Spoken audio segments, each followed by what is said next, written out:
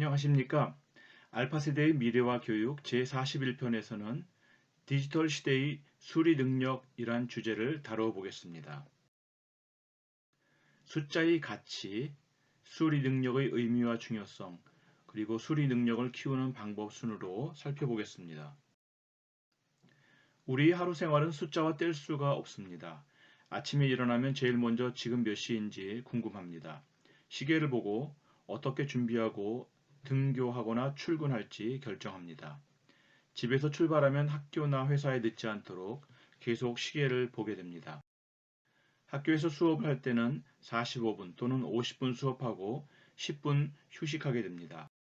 모든 집에는 주소가 있는데 그것은 숫자로 구성되어 있습니다. 고층 빌딩에 들어가면 엘리베이터를 타게 되는데 엘리베이터 안에는 숫자가 나열되어 있습니다. 백화점이나 마트에 가면 물건들이 있습니다. 그리고 모든 물건에는 숫자가 표시되어 있습니다. 우리가 사용하는 돈은 모두 숫자로 이루어져 있습니다. 나를 표기하는 주민등록번호 역시 모두 숫자입니다. 숫자가 나의 정체성인 것입니다. 이렇게 우리는 숫자와 더불어 하루를 살아가고 있습니다. 숫자를 모를 경우 일상생활에서 큰 어려움에 봉착하게 됩니다. 더 나아가 우리 생활 세계를 제대로 이해하지 못하게 되는 것입니다. 세계경제포럼이 21세기 기초능력으로 강조한 뉴머러시는 수리 능력이라고 번역할 수 있습니다. 수리 능력은 숫자를 이해하는 능력입니다. 더하기, 빼기, 곱하기, 나누기와 같은 기본적인 연산을 이해하고 활용하는 능력입니다. 수리 능력은 또한 논리적 사고의 기초입니다. 논리적 사고는 명확한 이유와 근거를 바탕으로 결론을 도출하는 사고인데요.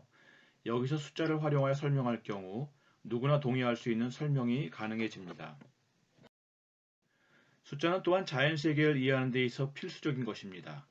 개수나 크기, 무게, 속도 등 자연세계의 핵심 원리를 설명할 때 우리는 숫자를 활용합니다.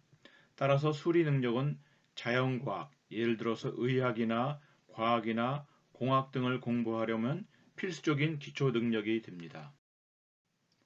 수리 능력이 뛰어난 사람은 인간 세계와 자연 세계를 잘 이해할 수 있습니다. 사물의 특징이나 현상을 잘 이해하고 합리적인 판단을 할 수 있습니다. 경제적 판단도 뛰어납니다. 또한 데이터에 기초하여 현명한 판단을 할 수 있습니다. 반대로 수리 능력이 약한 사람은 이해력이 부족하게 되고 합리적인 판단 능력이 약하게 됩니다. 경제적인 판단을 제대로 못할 경우 경제적인 손해를 볼 수도 있습니다. 세계경제포럼이 21세기 핵심 능력으로 수리 능력을 강조하는 이유는 삶의 다양한 문제를 잘 해결해 나가는 데 수리 능력이 필수적으로 중요하기 때문입니다. 또한 현명한 판단으로 성공적인 미래를 개척하는 데 수리 능력이 크게 영향을 미치기 때문입니다. 특히 디지털 시대에는 숫자가 더욱 중요하게 되는데요. 컴퓨터는 0과 1이라는 두 개의 숫자만을 이용하여 그리고 숫자를 조합하여 데이터를 처리하게 됩니다. 따라서 디지털 세계를 이해하기 위해서도 수리 능력이 중요합니다. 수리 능력을 향상시키기 위한 방법을 몇 가지 말씀드리겠습니다. 먼저 숫자와 가까워지는 것이 중요한데요. 어린 연령에서는 놀이와 퍼즐 등을 통해 숫자를 이해하고 연산 능력을 키우는 것이 좋습니다. 둘째, 실제 생활에서 계산을 하는 연습을 하는 것입니다. 예를 들어 슈퍼마켓 등에서 물건을 살 때 자녀에게 계산을 시켜보는 것도 좋은 방법이 될 수 있습니다.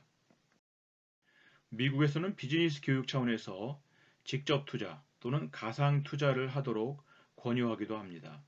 한국에서도 최근 경제교육에 대한 관심이 많아졌는데요.